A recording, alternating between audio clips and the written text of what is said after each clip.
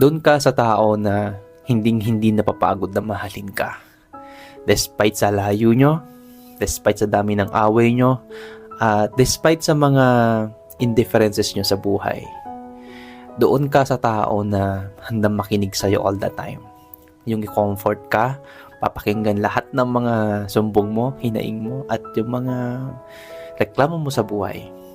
At doon ka sa taong tanggap ka, hindi lamang dahil sa itsura mo, kundi dahil tanggap ka kasi mahal ka.